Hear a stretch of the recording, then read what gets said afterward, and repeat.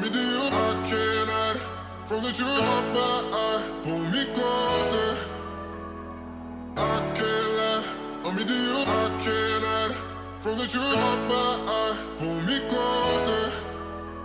The way your body syncopates, you're driving me crazy. Oh, and lately I ain't thinking straight. Your body's amazing. Oh, you're driving me crazy. Oh, oh, oh, your body's amazing. Oh, oh, I can't lie. Me do you?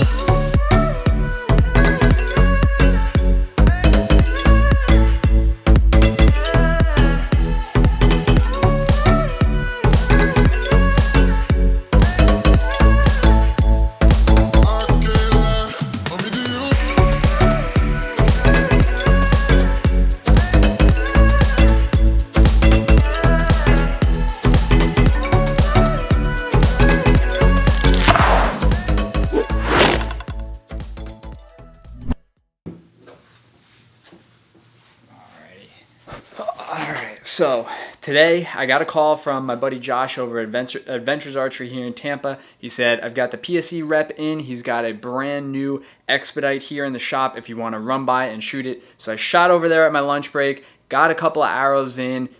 Man, this bow is cool. So let's talk about it. Let's get into it.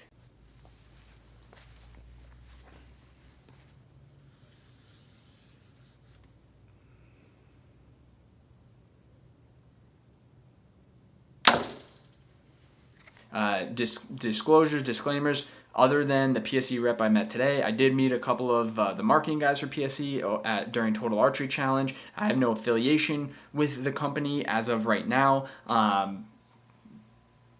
Yeah, that's kind of where I'm going to leave it. I do own a PSE EVO NXT 31, which is hanging right there behind me if I can find my own hand to point to it in the shot. So yeah, if you guys watch that review, I'll have a link right there for you guys.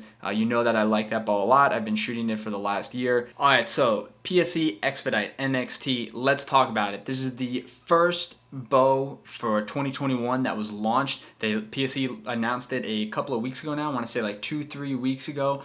So just announced, brand new. I'll have the whole list of specs below. I'm not gonna I hate when reviewers spew out specs out loud because you guys can read for yourself. It's a waste of time. As far as features, I think all of the features are carried over from the NXT line last year. Now, the big advertising point for this bow is that it's shooting 360 feet per second IBO speed, and we'll get more into that in a second, but I think it's interesting to note that the Expedite actually apparently is not the flagship bow for PSE for 2021. Talked to the rep and a couple of other people confirmed that this was PSE wanted to announce something before hunting season, but they're trying to restructure when they announce bows. So their entire lineup of 2021 bows is actually not going to be announced until ATA after the hunting season. So ATA usually takes place around January. I don't know what they're going to announce there, but if I were to guess,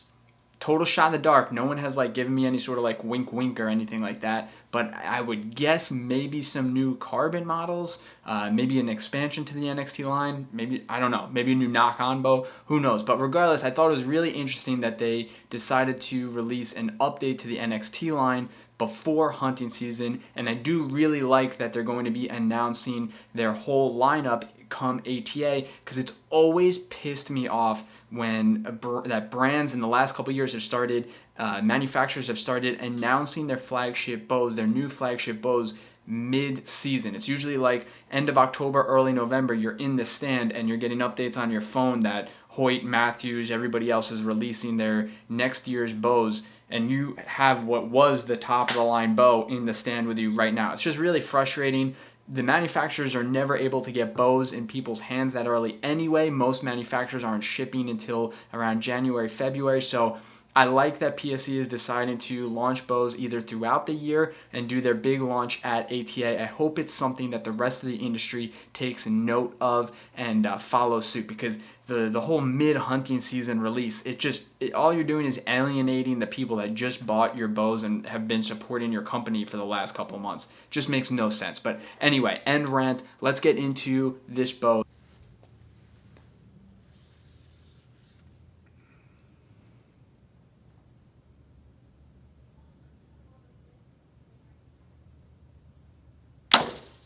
It feels even like the NXTs felt a little top heavy without anything on there. This one doesn't though. Like a full draw just feels really it solid. settles in real well and sits real.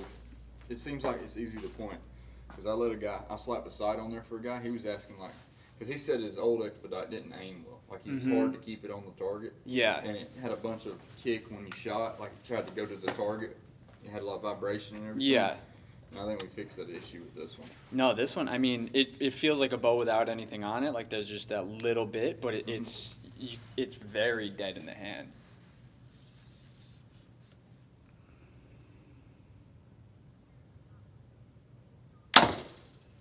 Yeah, this thing's sweet.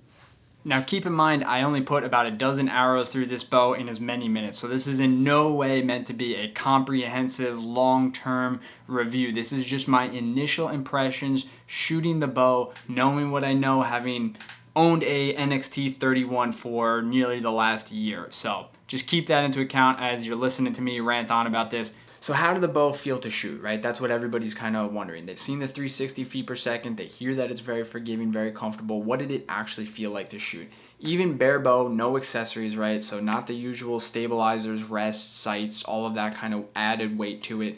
The bow was shockingly similar to the NXT I have right now, which I wasn't expecting because its IBO speed is 20, 30 feet per second faster than that bow. So I was expecting it to be less forgiving. Also, it's a 5.5 inch brace height, which is less than my NXT 31.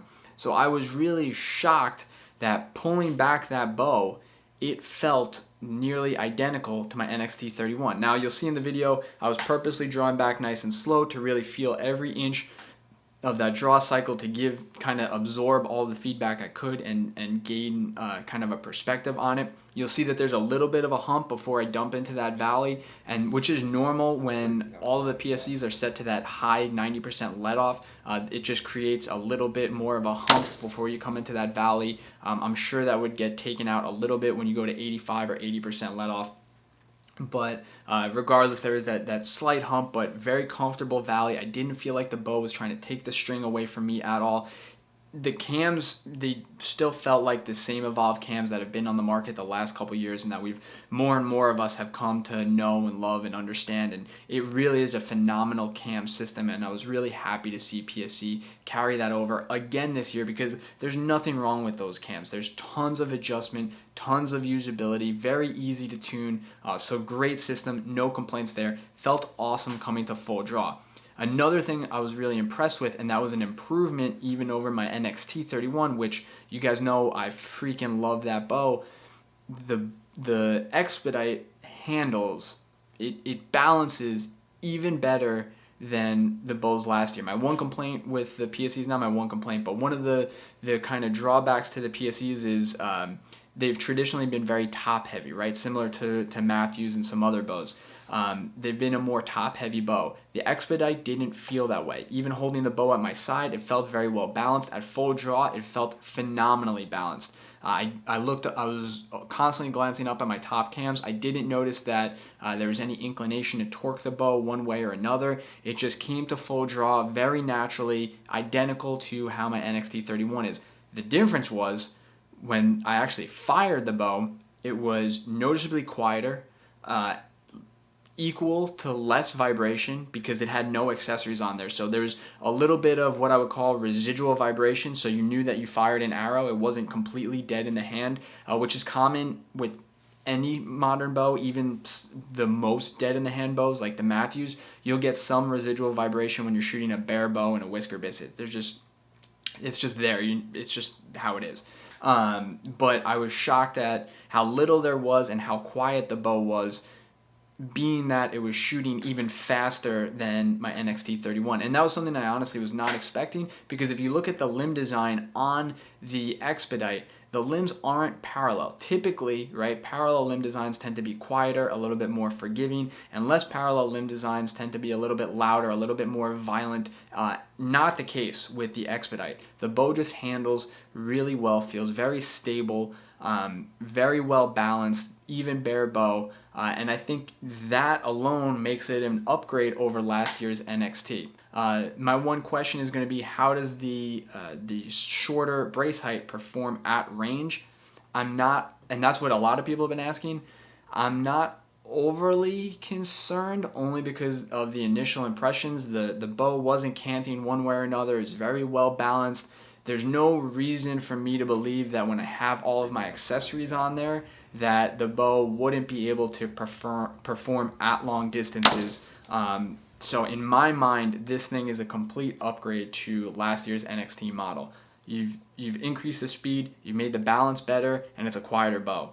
Those are wins all around. So PSE XPEDITE, is it worth checking out? 100%. Now, this is the first 2021 bow on the market, so it'll be interesting to see how other companies respond, what they come out with. But I think this bow, to me, really proved that PSE is back and they're here to stay. They brought new faces to the company. They really seem to be investing a lot into more marketing, because they've had a quality product for the last 2-3 years, but nobody's known about them. So I think last year when I did my NXT 31 review, I called it the most underrated bow of all time. Now I would consider PSE a contender along with everybody else. You have to talk about them in the same sentence as Matthews, Hoyt, and I think Prime is in there too. Is this bow going to kick off a speed war? I don't know. It'll be interesting to see. But if all of the other companies are able to get these speeds with this and carry over the same forgiveness we've seen in bows over the last 2-3 years, then nothing wrong with this speed war. It's not going to be like the speed wars of the past. I think we're all going to just benefit from having tighter pin gaps if this is the direction all of the companies start going. So for those of you that were worried about that, not to worry. Go check it out. Can't wait to see what else comes. Thank you guys for watching. Please like, subscribe, follow, get on Instagram, Knights of the Apex, and thank you all for watching, and I will catch you guys next time. Thanks.